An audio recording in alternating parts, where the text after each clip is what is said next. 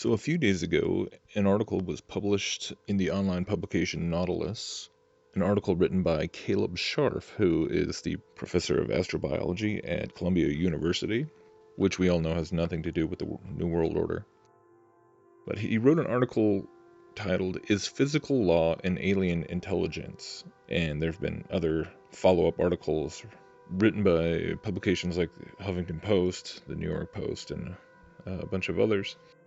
And it's pretty astounding in how it absolutely ties in the whole fake Copernican cosmology, the entirely bogus system of astrophysics and quantum mechanics and all that, with the alien deception narrative, and now also with the transhumanism angle, all tied into one, as well as actually some very significant spiritual implications, some mystical, metaphysical implications as well, of course. And so let's just read the actual article by Scharf, shall we? Bear with me. Perhaps Arthur C. Clarke was being uncharacteristically unambitious. He once pointed out that any sufficiently advanced technology is going to be indistinguishable from magic. If you dropped in on a bunch of Paleolithic farmers with your iPhone and a pair of sneakers, you'd undoubtedly seem pretty magical. But the contrast is only middling. The farmers would still recognize you as basically like them, and before long they'd be taking selfies. But what if life has moved so far that it doesn't just appear magical, but appears like physics? After all, if the cosmos holds other life, and if some of that life has evolved beyond our own waypoints of complexity and technology, we should be considering some very extreme possibilities. Today's futurists and believers in a machine singularity predict that life and its technological baggage might end up so beyond our ken that we wouldn't even realize we were staring at it. That's quite a claim, yet it would neatly explain why we have yet to see advanced intelligence in the cosmos around us, despite the sheer number of planets it could have arisen on, the so-called Fermi paradox. For example, if machines continue to grow exponentially in speed and sophistication, they will one day be able to decode the staggering complexity of the living world, from its atoms and molecules all the way up to entire planetary biomes. Presumably, life doesn't have to be made of atoms and molecules, but could be assembled from any set of building blocks with the requisite complexity. If so, a civilization could then transcribe itself in its entire physical realm into new forms. Indeed, perhaps our universe is one of the new forms into which some other civilization transcribed its world. These possibilities might seem wholly untestable, because they are, because part of the conceit is that sufficiently advanced life will not just be unrecognizable as such, but will blend completely into the fabric of what we've thought of as nature. But viewed through the warped bottom of a beer glass, we can pick out a few cosmic phenomena that, as crazy as it sounds, might fit the requirements. For example, only about 5% of the mass energy of the universe consists of ordinary matter, the protons, neutrons, and electrons that we're composed of. A much larger 27% is thought to be unseen, still mysterious stuff. Astronomical evidence for this dark, gravitating matter is convincing, albeit still not without question. Vast halos of dark matter seem to lurk around galaxies, providing mass that helps hold things together via gravity. On even larger scales, the web-like topography traced by luminous gas and stars also hints at unseen mass. This is going to be hard to get all the way through. Oh. Cosmologists usually assume that dark matter has no microstructure. They think it consists of subatomic particles that interact only via gravity in the weak nuclear force and therefore slump into tenuous, featureless swaths. They have arguments to support this point of view, but of course we don't really know for sure. Some astronomers, noting subtle mismatches between observations and models, have suggested that dark matter has a richer inner life. At least some component may comprise particles that interact with each other via long-range forces. It may seem dark to us, but it has its own version of light that our eyes cannot see. In that case, dark matter could contain real complexity, and perhaps it is where all technologically advanced life ends up, or where most life has always been. What better way to escape the nasty vagaries of supernova and gamma-ray bursts than to adopt a form that is immune to electromagnetic radiation? Upload your world to the huge amount of real estate on the dark side and be done with it. Wow. If you're a civilization that has learned how to encode living systems in different substrates, all you need to do is build a normal matter to dark matter data transfer system. A dark matter 3D printer. Perhaps the mismatch of astronomical models and observations is evidence of not just self-interacting dark matter, but of dark matter that is being artificially manipulated. Or take this a step further. Perhaps the behavior of normal cosmic matter that we attribute to dark matter is brought on by something else altogether, a living state that manipulates luminous matter for its own purposes. Well, that's interesting, and I'd actually partly agree with that on a certain level. Consider that at present we have neither identified the dark matter particles nor come up with a compelling alternative to our laws of physics that would account for the behavior of galaxies and clusters of galaxies. Wow. Yet they know it's all there. Would an explanation in terms of life be any less plausible than a failure of established laws? The universe does other funky and unexpected stuff. Notably, it began to expand at an accelerated rate about 5 billion years ago. This acceleration is conventionally chalked up to dark energy. But cosmologists don't know why the cosmic acceleration began when it did. In fact, one explanation with a modicum of traction is that timing has to do with life, an anthropic argument. The dark energy didn't become significant until enough time had gone by for life to take hold on Earth. For many cosmologists, this means that our universe must be part of a vast multiverse where the strength of dark energy varies from place to place. Oh, so now the multiverse is in there too. We live in one of these places suitable for life like us. Elsewhere, dark energy is stronger and blows the universe apart too quickly for cosmic structures to form and life to take root. But perhaps there is another reason for the timing coincidence. The dark energy is related to the activities of living things. After all, any very early life in the universe would have already experienced 8 billion years of evolutionary time by the time expansion began to accelerate. It's a stretch. Oh, just that part's a stretch. But maybe there's something about life itself that affects the cosmos, or maybe those well-evolved denizens decided to tinker with the expansion.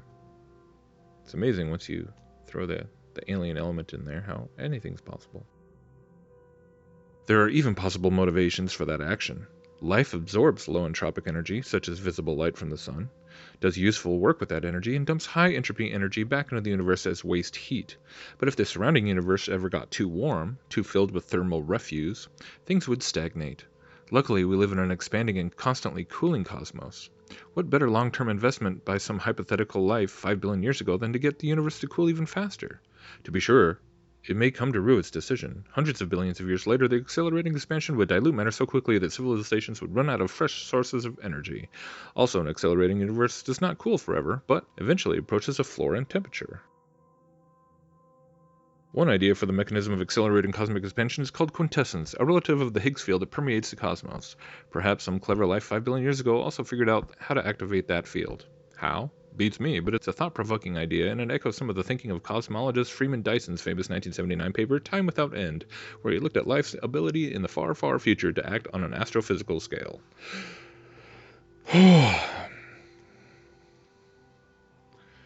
Once we start proposing that life could be the solution to cosmic mysteries, there's no end to the fun possibilities. Although dark matter is a pretty exotic idea, it's still conceivable that we might recognize what it is, even capturing it in our labs one day, or being captured by it. He actually said that. We can take a tumble down a different rabbit hole by considering that we don't even recognize advanced life because it forms an integral and unsuspicious part of what we've considered to be the natural world. Life's desire to avoid trouble points to some options. If it has a choice, life always looks for ways to lower its existential risk. You don't build your nest on the weakest branch or produce trillions of single-cell clones unless you build in some variation and backup. A species can mitigate risk by spreading, decentralizing, and seeding as much real estate as possible. In this context, hyper-advanced life is going to look for ways to get rid of physical locality and to maximize redundancy and flexibility. The quantum realm offers good options. The cosmos is already packed with electromagnetic energy. Today, at any instant, about 400 photons of cosmic microwave radiation are streaming through any cubic center of free space. They collectively have less energy than ordinary particles such as protons and electrons, but vastly outnumber them. That's a lot of potential data carriers. Furthermore, we can imagine that these photons are cleverly quantum mechanically entangled to help with error control. By storing its essential data in photons, life could give itself a distributed backup system, and it could go further, manipulating new photons emitted by stars to dictate how they interact with matter. Fronts of electromagnetic radiation could be reaching across the cosmos to set in motion chains of interstellar or planetary chemistry with exquisite timing, exploiting wave interference and exciting energies in atoms and molecules. The science fiction writer Stanislaw Lem put forward a similar idea, involving neutrinos rather than photons, in the novel His Master's Voice. That's one way life could disappear into ordinary physics, but even these ideas skirt the most disquieting extrapolations. Toward the end of Carl Sagan's 1985 science fiction novel Contact, the protagonist follows the suggestion of an extraterrestrial to study transcendental numbers. After computing to 10 to the 20th places, she finds a clearly artificial message embedded in the digits of this fundamental number. In other words, part of the fabric of the universe is a product of intelligence, or perhaps even life itself. It's a great mind-bending twist for a book. Perhaps hyper-advanced life isn't just external. Perhaps it's already all around. It is embedded in what we perceive to be physics itself, from the root behavior of particles and fields to the phenomena of complexity and emergence. In other words, life might just not be in the equations. It might be the equations. So I might edit some of that out, because that was just kind of ridiculous, but it does kind of serve the point of showing just what ridiculous convoluted ends actual university professors are seriously taking this, and they're dead serious. When you believe in evolution, and you believe in the inevitability of the singularity, and you believe in all these cosmic quote-unquote discoveries such as dark matter and dark energy, these are the narratives that come out of that. This is surely where quote-unquote science has brought us to this doorstep, which is just a fusion of all these different false narratives, a fusion of all these lies that all mesh together now, and more.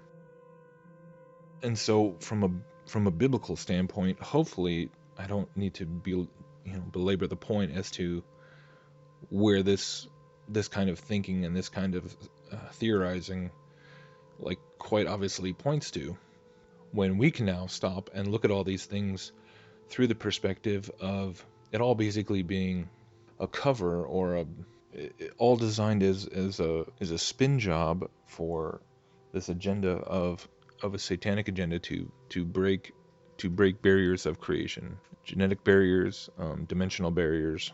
And of course that's what transhumanism is clearly all headed towards. It's not just about becoming robots or putting microchips in people, although obviously that's kind of part of the stepping stones. But I mean, quite plainly here, he's talking about the quote-unquote obvious eventuality of evolution is to eventually evolve into these higher quantum states, into these, into higher dimensions. That's what it is. That's what all this is just pseudoscientific, placeholders for spiritual concepts.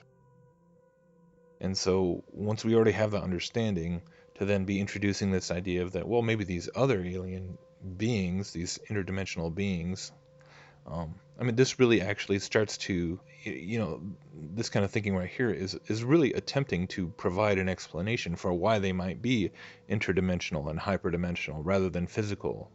So instead of maybe seeing the flying saucers on the White House lawn as part of a disclosure type event, this kind of thing that he's talking about definitely would point you more towards things like CERN, right? And where they are, messing with the quote-unquote physical laws of the cosmos, and searching for things like dark matter and dark energy, or just the fundamental building blocks of the universe, and openly claiming now to be trying to open portals and reaching. I mean, if alien life is now starting to be described as, I mean, you see the connections are should be obvious. The connections really should be obvious. And then, you add things like quantum computing into the mix, where you're talking about an interface between our dimension and then these other dimensions, these other quantum fields, it's all basically different ways of describing the same idea. So here it is. This is it's not every day that you hear something that's new, and again, it's not really that surprising, considering how it just is bringing it all more and more together, I would say, quite plainly. So thanks for listening.